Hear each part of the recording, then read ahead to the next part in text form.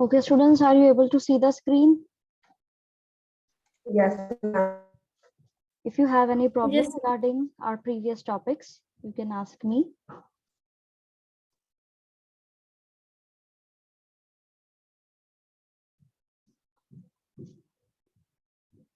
No, ma'am. No problem. Okay, so we studied till this paragraph, page number 178. And now we have to continue with this one. Why do you think agricultural tracts were incorporated within the fortified area? अब आपको ऐसा क्यों लगता है कि यहाँ पे जितने भी एग्रीकल्चर वाला एरिया था वो इन्होंने फोर्टिफाई कर रखा था? Often the objective of the medieval sieges was to starve the defenders into submission. अब क्या था, अधिकतर जो ऑब्जेक्टिव रहता था मिडीवल जो समय के लोग थे उनका, कि जो डिफेंडर्स हैं, जो डिफेंड कर रहे हैं, उनको हम क्या करें, स्टार्व करें, स्टार्व आउट करें, यानी कि भूखा मार दे। जब लड़ाई होती है तो जो फोर्टिफाइड एरिया होता है वो एक आपने किलेबंदी कर ली और वहां से आप लड़ाई कर रहे हो, दूसरे ने आप पे आक्रमण कर दिया है और आप उससे लड़ रहे हो, तो उनकी क्या स्ट्रेटेजी रहती थी कि भाई जब तक इनका राशन खाली नहीं हो जाए, जब तक इनसे लड़ते रहो, राशन खाली हो जाएगा तब तो इनको सरेंडर करना ही पड़ेगा। तो एकमात्र रीजन जो है ये, क्योंकि लड़ाइयां जो हैं कई महीनों सालों तक चलती थी, तो उसके हिसाब से उनका ये रहता था कि भाई ये इनका राशन खत्म हो जाएगा, फिर इनको सरेंडर करना पड़ेगा। तो इसीलिए इन्होंने क्या करा, इन्होंने अच्छे से दिमाग लगाते हुए पहले से ही खेती वाला एरिया जो है उसको भी अपने फोर्टिफिकेशन कर रखा था, उसका भी फोर्टिफाइड कर रखा था कि भाई खेती वेती भी चलती रहे, अपनी जो जीवन है वो नॉर्मली जैसे चलता आ रहा है, वो हम लड़ाई तो करते रहेंगे लेकिन ये चीज जो है हमारा अनाज वगैरह जो है ये चीजें खत्म नहीं होंगी, ठीक है, और हम लड़ते भी रहेंगे। तो इन्होंने अपना अलग स्ट्रेटेजी को फॉलो करते हुए ये चीज करी थी। तो ये एकमात्र रीजन था इसका। These sages could last for several months and sometimes even years. ये जो लड़ाइयाँ थी ये करीब कई महीनों और कई सालों तक चलती थी।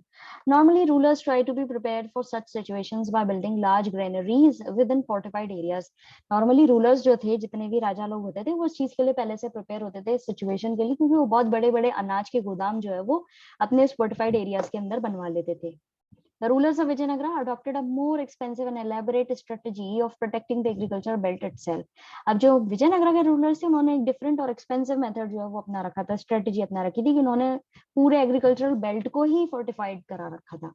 A second line of fortification went around the inner core of urban complex. A third line surrounded the royal center, within which each set of major buildings was surrounded by its own high walls. अब क्या था, जो second line थी fortification की, बड़ी बड़ी दीवारें थी, उसके अंदर अर्बन कॉम्प्लेक्स आ रहा था और तीसरी जो थी उसके अंदर रॉयल सेंटर आ रहा था। अब ये बड़ी दीवारों के साथ में ये जो जितना भी बड़ी बड़ी बिल्डिंग्स थी उनके आसपास भी बहुत ऊंची ऊंची दीवारें हुआ करती थी। यहाँ पर हमने मैप के अंदर देखा था कि अर्बन सेंटर कहाँ है और जो सेक्रेड रॉयल सेंटर है वो कहाँ है। तो ये अर्बन कोर जो है उसके आसपास और जो रॉयल सेंटर है उसके आसपास ऊंची ऊंची दीवारें इन्होंने पहले ही बनवा रखी थी। ठीक है, इन दोनों ही पैराग्राफ्स के अंदर अगर आपको कोई दिक्कत आई है तो आप लोग पूछ सकते हैं। No, ma'am. No problem. Okay. The fort was entered through well-guarded gates which linked the city to the major roads. अब जो दरवाजा हुआ करता था फोर्ट का, उस पे अच्छे से गार्ड्स वगैरह बैठे होते थे और साथ में वो दरवाजा जो है मेजर रोड से जोड़ा पड़ता था। अब यहाँ पे साथ ही साथ में आपको एक फोटोग्राफ दे रखी है दरवाजे की, gateway in the fortification wall, ठीक है, फिगर 7.6 के अंदर ये दरवाजा हुआ करता था जो अंदर जाकर के जोड़ता था मेजर रोड को। Gateways were distinctive architectural features, इसके भी अलग अलग आर्किटेक्चरल फीचर्स थे that often define in the structure to which they regulated access, और इससे पता पड़ता था कि किस तरह से आपको अंदर तक पहुंचाया जाएगा। The arch on the gateway leading into the fortified settlement as well as the dome over the gate are regarded as typical features of architecture introduced by the Turkish sultans. ये जो आर्क बना हुआ है और ये जो ऊपर डोम बना हुआ है, इसको माना जाता है कि ये टर्किश जो आर्किटेक्चर है सुल्तान थे उनसे लिया हुआ था, ठीक है।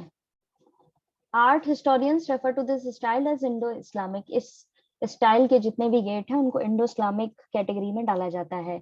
As it grew continuously through interaction with local building practices in different regions, क्योंकि ये धीरे धीरे जो है लगातार बढ़ता ही जा रहा था।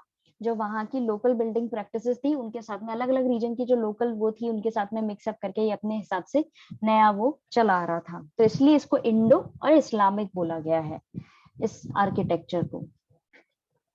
Archaeologist have studied roads within the city and those leading out from it। अब आर्कियोलॉजिस्ट जो उन्होंने रास्तों को भी पढ़ा है जो सिटी के अंदर थे और जो सिटी मतलब बाहर की तरफ लीड करते थे, बाहर की तरफ लेके जाते थे, उनको भी समझा है। These have been identified by tracing paths through gateways as well as finds of payments। अब क्या है, ये कैसे पहचाने गए? जो रास्ता चलते हैं तो ऊपर निशान पड़ जाता है ना एक रास्ते पर, उससे जो गेटवे से बाहर निकल रहे हैं वहां से और जो पेवमेंट से निकल रहे हैं वहां से। Roads generally found around through the valleys, avoiding rocky terrain. Some of the most important roads extended from temple gateways were lined by bazaars। जो रास्ते थे वो बेसिकली वैलीज के थ्रू भी जाते थे, जो अवॉइड करते थे रॉकी जो हिस्सा होता था, पथरीला हिस्सा जो होता था, रास्ता होता था, उसको ये लोग अवॉइड करते थे। कुछ इंपॉर्टेंट रोड्स जो हैं वो देखे गए हैं कि टेम्पल गेटवे यानी कि जो मंदिरों का गेटवे है वहां से निकले हैं जो लेकर के जाते हैं बाजारों तक, वहां के रास्ते भी देखे गए। ये 7.7 के अंदर गोपुराम जो है वो दिखाया गया है। ठीक है, गोपुराम क्या होता है मैंने आपको बताया था, कोई बताना चाहेगा? What is gopuram? Ma'am gateway. Gateway of temple, उसको बोलते हैं गोपुरा। ठीक है, जो मंदिरों का गेटवे होता है ना उसके लिए बोला जाता है गोपुराम।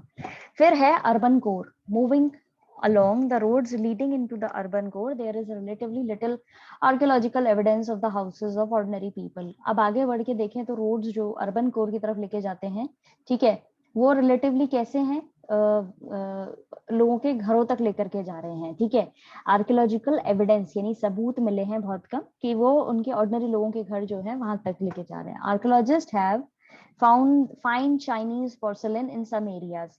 ये पोर्सलिन जो है उसको दे रखा है, शार्ड्स ऑफ पोर्सलिन, टुकड़े जो हैं वो दे रखे हैं। Let me just give you a clear picture of it. Okay students, are you able to see the screen?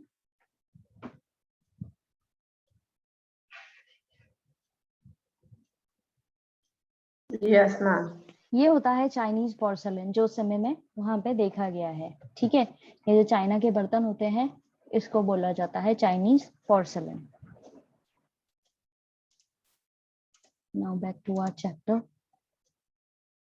तो यहाँ पे चाइनीज पोर्सलिन जो है वो देखा गया है कुछ एरियाज में, यहाँ पे नॉर्थ ईस्टर्न कॉर्नर में देखा गया अर्बन कोर के, और ये सजेस्ट करते हैं कि यहाँ पे कुछ एरियाज थे जो रिच ट्रेडर्स के हुआ करते थे, और यहाँ पे कुछ ऐसी जगह भी हैं जहाँ मुस्लिम रेसिडेंशियल क्वार्टर भी देखे गए।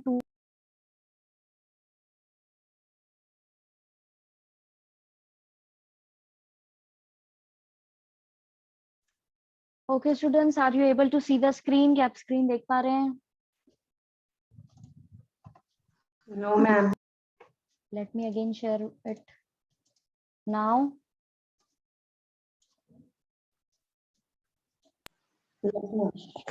ओके, तो मैं आपको बता रही थी कि चाइनीज पोर्सलिन जो है वो भी कुछ एरियाज में देखा गया है।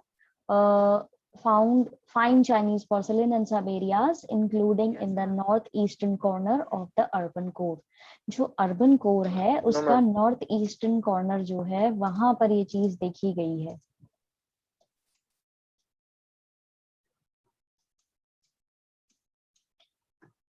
और माना जाता है and suggests that these areas may have been occupied by rich traders। और ये माना जाता है कि नॉर्थ ईस्टर्न कॉर्नर जो है अर्बन कोर का, वहां पर रिच ट्रेडर्स रहा करते थे।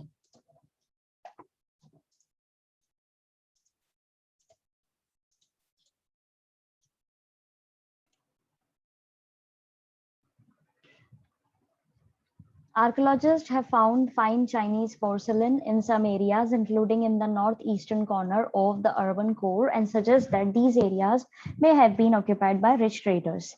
Archaeologists को मिले हैं अच्छी Chinese porcelain कुछ areas में, urban area core में, basically north eastern corner में उसके, और उनका मानना है कि ये यहाँ पर अमीर traders जो है वो रहा करते थे।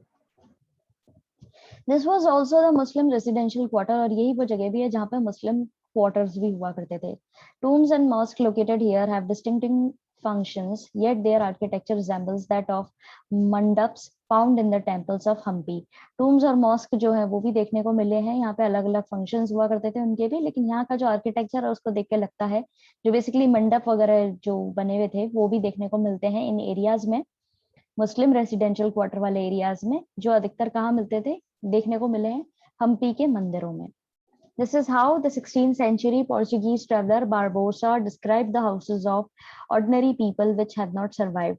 इसी तरीके से 16th century के अंदर पोर्चुगीज ट्रेवलर जो है बारबोसा, उन्होंने भी इन घरों के बारे में ऐसे ही डिस्क्राइब किया है जो सरवाइव नहीं कर पाए.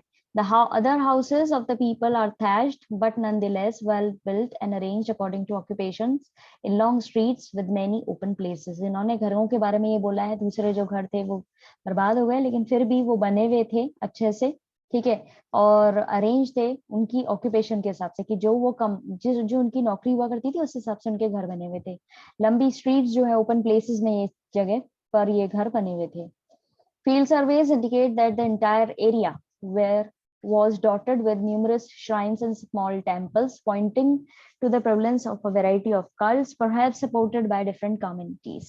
अब ये फील्ड सर्वे जो हुआ है वो ये दर्शाता है कि ये पूरा एरिया जो है उसमें कई सारे पवित्र श्राइन्स और स्मॉल टेम्पल्स बने हुए थे जो दर्शाते हैं अलग अलग वैरायटी के जो कल्ट्स वहां पर हुए हैं, पंथ जो अलग अलग हुए हैं, संप्रदाय अलग अलग जो हुए हैं उनकी तरफ दर्शाते हैं. अलग अलग डिफरेंट कम्युनिटीज को ये सपोर्ट करते थे, ये चीज भी यहाँ पे निकल के आई है. The surveys also indicate that the wells, rainwater tanks as well as temple tanks may have served as a source of water to the ordinary town dwellers. अब यहाँ पर पानी को लेकर के जो चीज बताई गई है वो ये है कि भाई यहाँ पर कई सारे सर्वे ये भी दिखाते हैं कि कई सारे कुएं हैं, रेन वाटर टैंक्स हैं, और साथ साथ टेम्पल के अंदर भी टैंक्स बने हुए थे जो वहाँ के ऑर्डिनरी टाउन ड्वेलर्स यानी टाउन के अंदर जो घूमने वाले लोग थे उनको इस पर्पस का पानी पीने का जो पर्पस है उनको सर्व किया करते थे. और rain water tanks as in कि बारिश का पानी भी ये लोग सेव करते थे. समझ में आया इन दोनों तीनों पैराग्राफ में? अगर किसी को कोई दिक्कत आई है तो आप लोग पूछ सकते हैं. No ma'am, no problem. Figure 7.8 के अंदर एक एक्सकवेटेड पेवमेंट रास्ता है, ठीक है. दूसरे में 7.9 के अंदर शार्ड्स ऑफ चाइनीज पोर्सलिन, टुकड़े हैं उसके पोर्सलिन के.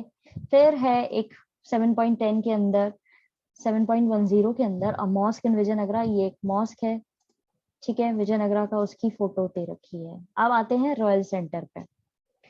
The Royal Center was located in the southwestern part of the settlement. Map के अंदर देखेंगे तो आपको दिखेगा रॉयल सेंटर जो है साउथ वेस्टर्न हिस्से में था. इसकी पोजीशन जो है वो साउथ वेस्टर्न हिस्से में थी.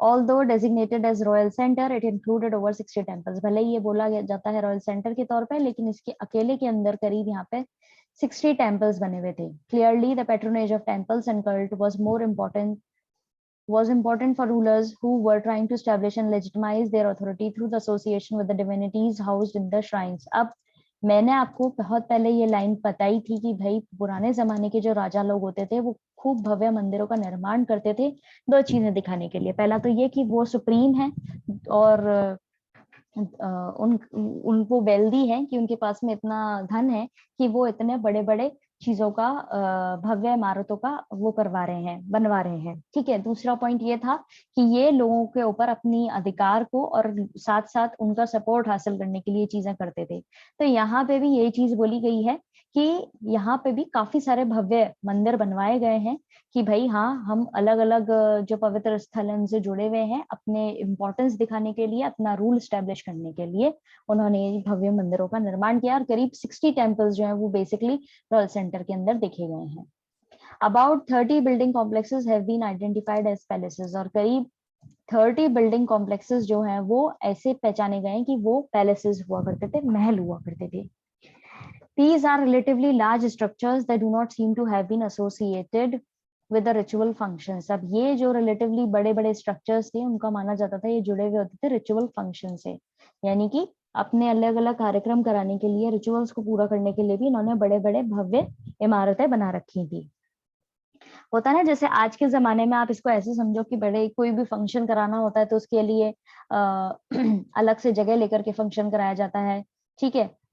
जैसे पूजा पाठ कराना हो, किसी की शादी हो या किसी का बर्थडे हो, तो उसके लिए अपन अलग अलग वो चीजें करवाते हैं। अब पहले क्या होता था, ये सब चीजें तो कम होती थी, जैसे हवन वगैरह हो गए और पूजा अर्चना की चीज हो गई, सेक्रीफाइस की कोई जगह हो चीज हो गई, कोई रिचुअल हो गया, तो उस तरह के फंक्शंस के लिए इन्होंने बड़े बड़े स्ट्रक्चर्स बना रखे थे, जिनके बारे में अभी आप आगे पढ़ेंगे।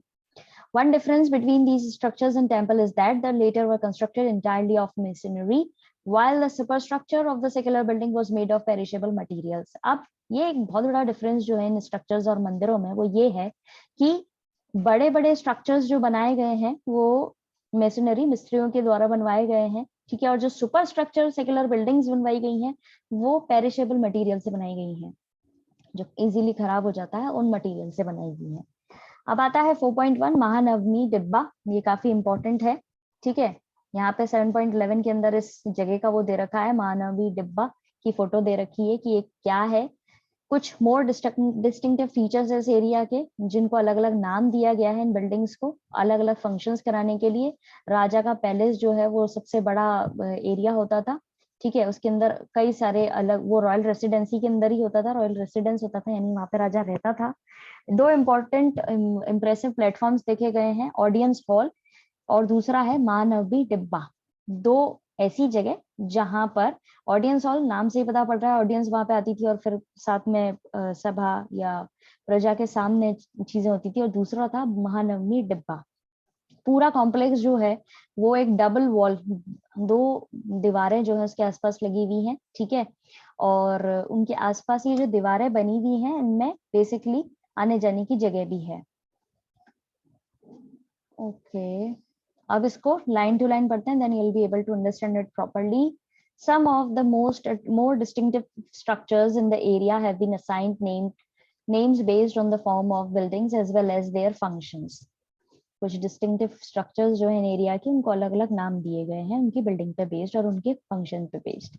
The Kings palace is the largest of the enclosures but has not yielded definitive evidence of being a royal residence. अब राजा का जो पैलेस है वो सबसे बड़ा एरिया हुआ करता था, लेकिन उसको पर्टिकुलर रॉयल रेसिडेंस के तौर पे उसके सबूत नहीं मिले हैं। It has two of the most impressive platforms, usually called the audience hall and the Mahanavami डिब्बा। इसके अंदर दो impressive platforms बने हुए थे, एक तो था audience hall और दूसरा था महानवमी डिब्बा। The entire complex is surrounded by high double walls with a street running between them. अब पूरे कॉम्प्लेक्स के आसपास दो दीवारें बनाई गई हैं, डबल वॉल दीवारें बनाई गई हैं, जिनके बीच में आने जाने का रास्ता है। The audience hall is a high platform with slots of wooden pillars at the close and regular intervals. अब जो audience hall है वो थोड़ी ऊंचाई पे बना हुआ है और उसके अंदर लकड़ी के पिलर्स भी लगाए हुए हैं, एक रेगुलर इंटरवल्स पे बनाए गए हैं। It had a staircase going up to the second floor, इस पे जाने के लिए साथ में सीढ़ियां बनाई हुई हैं सेकंड फ्लोर पे, विच रेस्टेड ऑन दीज पिलर्स, और ये इन पिलर्स, लकड़ी के जो पिलर्स हैं उन्हीं पर बनाई हुई है। The pillars being closely spaced The pillars being closely spaced would have left little free space and thus it is not clear what the hall was used for. अब ये pillars जो हैं ये बहुत ही आसपास बने हुए हैं, हालांकि फ्री रेगुलर इंटरवल है, इनके बीच में गैप जो वो रेगुलर है, लेकिन बहुत कम जगह बची है, तो समझ में नहीं आता है कि ये हॉल का इस्तेमाल किस लिए किया जाता था। क्लियर है? किसी को कोई दिक्कत? No, ma'am, no problem. No, ma'am. Okay, so that's it for today. आज हम इतना ही करेंगे, और please collect up your problems related to this topic, this chapter. We'll discuss all of your problems in our next class, which will be on Monday. Till then, have a nice day ahead. God bless you all. Stay fit, stay healthy.